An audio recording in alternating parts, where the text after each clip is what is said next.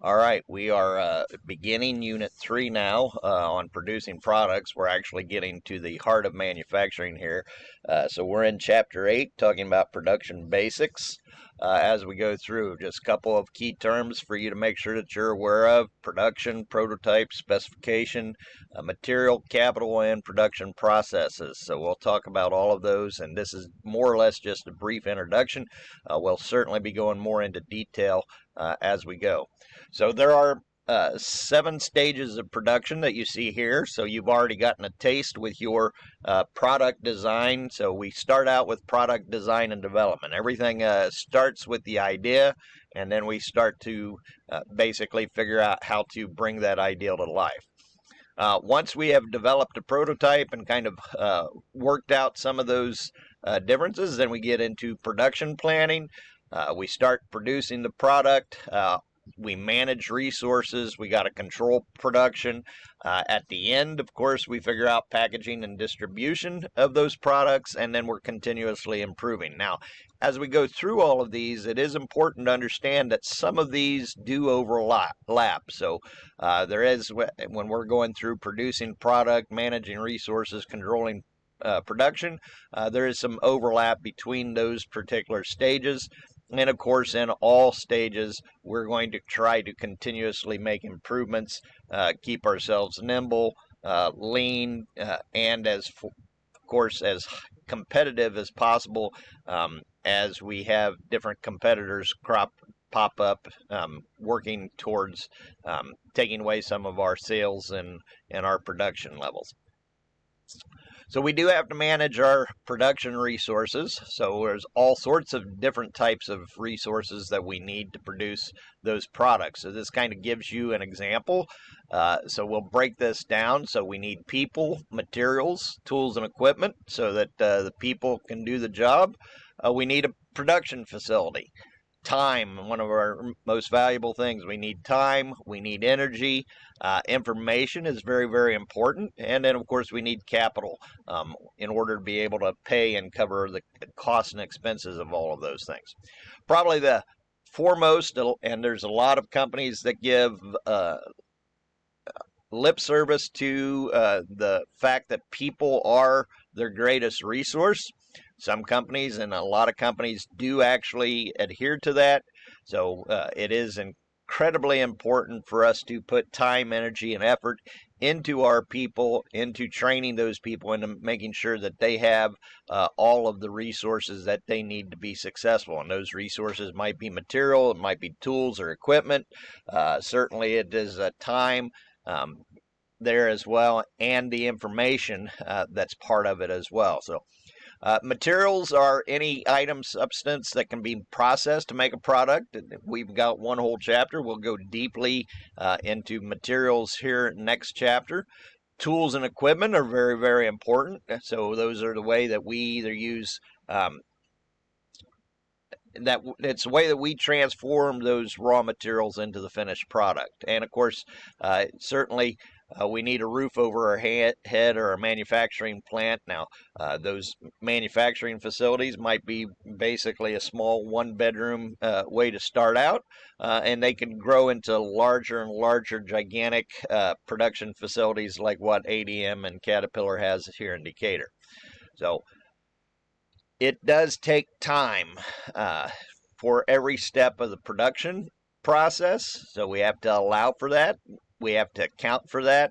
That is a part of the costing that goes into our production. So, and we certainly need energy. Now, energy is becoming a big topic right now. So, in terms of how we get and gain that energy and how we make sure that we ensure we have enough energy to meet our production goals and needs. One of the most important aspects for me over the years in terms of manufacturing is information. So the knowledge, facts, and data that workers need and to basically help get jobs done. Now, of course, in this case, it becomes in terms of documentation. So it might be SOPs, it might be just collecting data with inspection reports.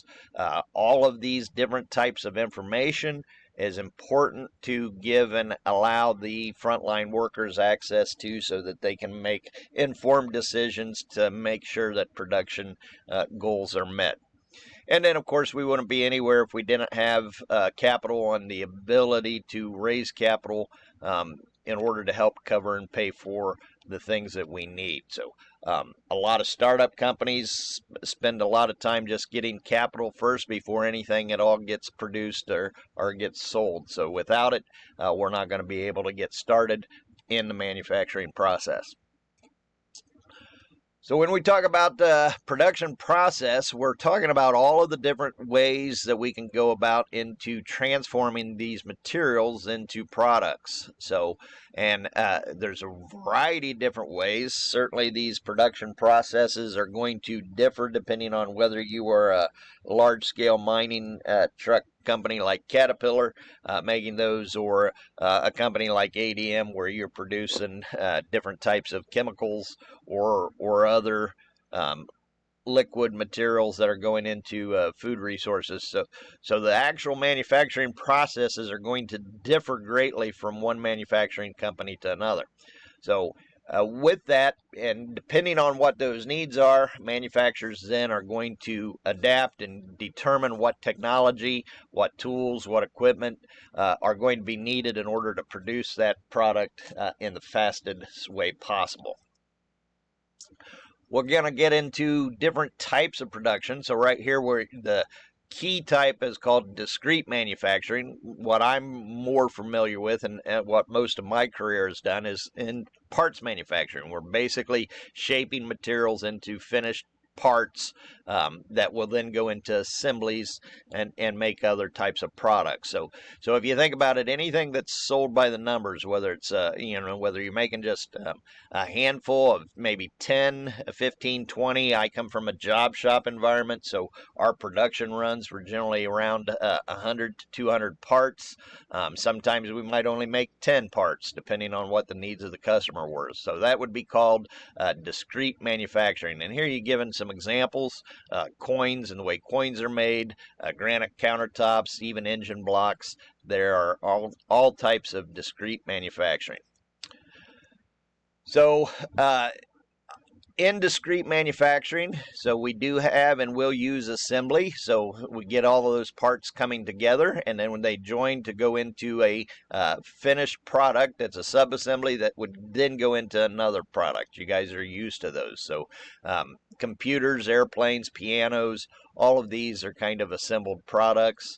So you could either consider an automobile tire as an example of a manufactured subassembly. So there are two basic types of assembly. I'm more familiar with light assembly type work for smaller products. So small types of hand tools and consumer goods, these would all be considered light assembly. If you get into heavy assembly, those are your larger items. Caterpillar, of course, is doing a lot of heavy assembly type work there for something along this line. Process manufacturing. If we think about a lot of the companies that are making, say, food or chemicals or other types of products, that's all going to kind of fall under the line of the process manufacturing side. Where we basically have to change the nature of ingredients, so usually through some type of heat or pressure, or by mixing, separating, or chemical reactions. Probably right now the best idea here of process manufacturing outside of ADM, of course, who does a lot of process manufacturing, but the new Tillamook ice cream manufacturing plant would also be a company that would be working on and using process manufacturing as they make the ice cream. So bottled water is given some examples that are here in the PowerPoint are bottled water. So some different types of powdered detergents. If you think about all of your powdered detergents or even your liquid detergents that you use for your laundry and for washing dishes, those would be part of it. Chlorine is another example of products that can kind of be used for process manufacturing. So you do have three industries in particular. So those sub-industries, So chemical process industry, your petroleum industry, and then your food and beverage industry are the three predominant areas here that would be involved in process manufacturing. Oftentimes, both discrete and process manufacturing is combined, so or is a result of both when we get into finished products. So if you think about the automobile, it is definitely a clear example of discrete manufacturing. And in some cases, we might have both discrete and process manufacturing occurring in the same facility. So at this point, stop the video for a second. So try to think of some areas where both process manufacturing and discrete manufacturing would both be occurring in the same place.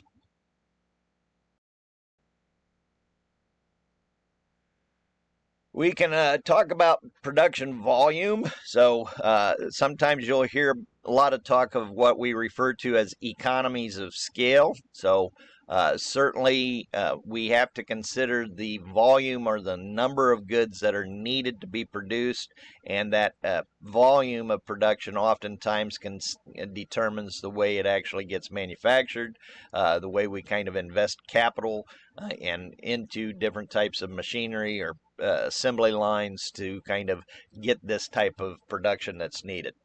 So in terms of very, very large quantities, so we're talking about continuous production. In my history and work history in past, we would be referring to usually intermittent production, i.e., so, I mentioned the job shop that I worked for. We would basically make, 20, we'd have a part run of 20 or 30 parts, then we'd change over machines and do a different part and make another, maybe the next one would be 50 parts. So that would be kind of considered intermittent production. Now, understand when we're talking about intermittent production, so that we do have much greater setup time and machine changeover involved with that. So as opposed to continuous production, where it is kind of an assembly line that is constant, there's not as much changeover and not as much downtime in terms of trying to produce different types of products. What I currently do at the moment, especially in 3D printing type business, is custom production. I'll design, customers will call me up and ask me if I can make a certain type of part or give me certain specifications. I will design that and then kind of 3D print it or do some other type of processing on it in order to get that out there. But usually those are like one-piece runoff, so that's kind of what we would be considering as a custom production in that case. So all of these can be used, and we may be using either discrete or process manufacturing for those. So as we take a look at production, here's of course some more examples. Paper, particle board. We watched the video on how cardboard boxes are made. Those would kind of be considered a little bit along the lines of continuous type of product. Not so much in the making of the cardboard boxes, but in the making of the sheet goods and the paper and the corrugated, those rolls that and the way they get the actual paper product before they go into the cardboard boxes. So continuous production, of course, is very, very efficient. Probably one of the ways to get goods quickest and cheapest, but it also costs a enormous amount of resources in order to achieve that as well. So you do have to have a lot of capital to get set up in order to start doing that type of continuous production. Some more examples here. So intermittent production can sometimes also be referred to as batch production or producing by lots. So I tend to think the vast majority of manufacturers are, at least in my experience, are intermittent production, especially in the terms of job shops and machine shops where you're making lower types of quantities. Usually it's a little cheaper, doesn't require quite as much investment into equipment, but it is part of a lot of the smaller manufacturing companies. So, and lastly, of course, here we are into the different types of questions. So I'll let you go back and review through these questions on the original PowerPoint. So that concludes lecture here on Chapter 8.